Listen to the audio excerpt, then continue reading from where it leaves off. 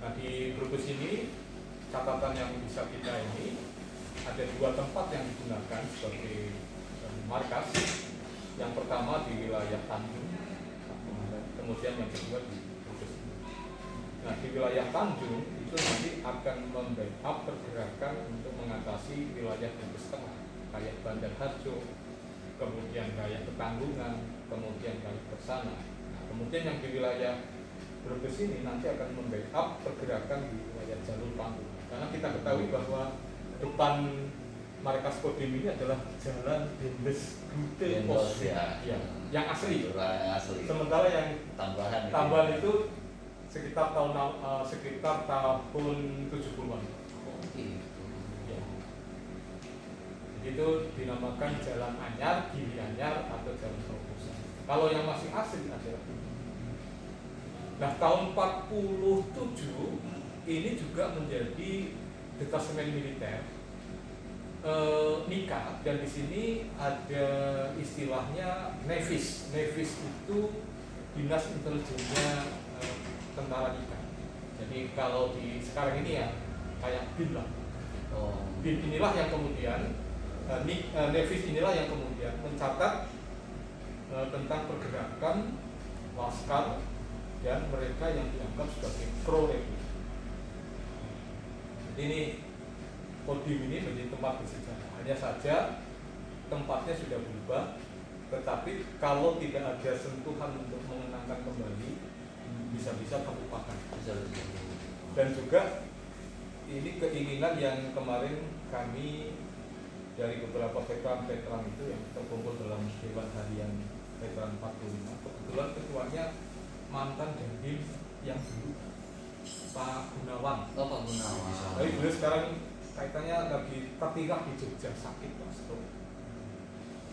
Nah, itu untuk mendokumentasikan beberapa perang revolusi yang melibatkan tentara dengan Belanda dan kemudian juga dengan masyarakat yang membantu PKR atau tentara. Contoh di Sindang Gelap itu ada Tugu Sindang Gelap. Kemudian juga di wilayah Negla. Kemudian Negla tidak ada, cuma ada catatan di situ pernah terjadi pembantaian kontak senjata dan juga pembersihan kampung di situ. Oleh NIKA, Pak. NIKA. Ya.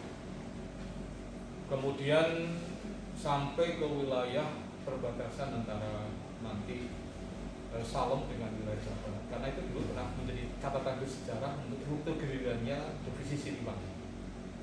Pak Herman Salin Sudiro itu pernah ada di wilayah Jenderal Salin Sudiro.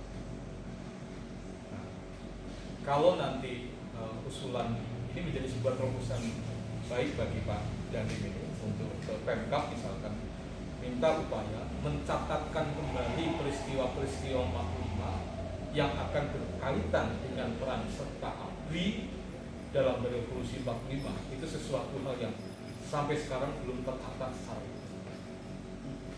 Kita punya banyak pahlawan Pak yang dari mulai 45 sampai kemudian terjadi pembangkangan tertentu, contoh kayak peristiwa DKI.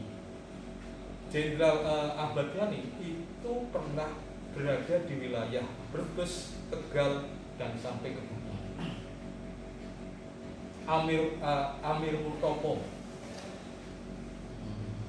Kemudian banyak jenderal-jenderal yang karir militernya itu bermula dari Brebes dan pernah berdinas di Brebes. Betul. Lah kok bisa nggak ini Pak? Kok udah tahu selama itu nggak pernah terekspos ya Pak? Makanya perlu ada semacam dorongan dan dukungan kepada pemerintah kabupaten segera untuk menyelamatkan riwayat. Itu ya, mumpung masih ada yang paham ya. Tercatat nggak itu Pak? Dokumennya ada. Dokumen secara umum ada di buku Hari Jadi, tapi secara khusus misalkan memberitakan peristiwa perang ini, pertempuran ini Belum ada. Nun sewu Pak, saya kemarin diminta oleh Tentara Angkatan TNI Angkatan Laut untuk mengkampanyekan Tegal sebagai pusat maritim, dan ini berhasil karena Pak Panglima TNI Angkatan Laut itu datang ke Tegal hanya untuk menegaskan itu. Brebes jauh lebih banyak peristiwa-peristiwa itu yang membuktikan bahwa Brebes itu punya peran penting dalam revolusi 45. terutama peran serta ABRI, rakyat, dan banyak monumen-monumen yang melibatkan partisipasi para jenderal yang berkarir di Indonesia itu berkaitan dengan